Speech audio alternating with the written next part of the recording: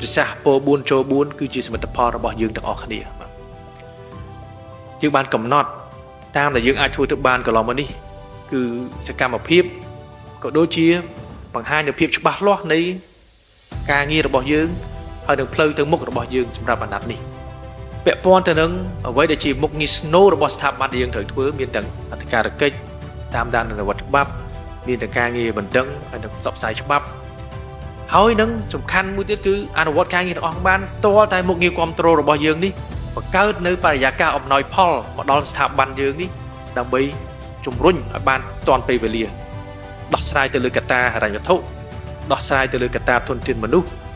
ដោះស្រាយទៅនឹងតម្រូវការផ្សេងៗទាំងអស់នៃស្ថាប័នហើយនឹងអង្គភាពស្នូលរបស់យើងដើម្បីយើងយកឈ្នះនៅលើសមរភូមិកំណែតម្រង់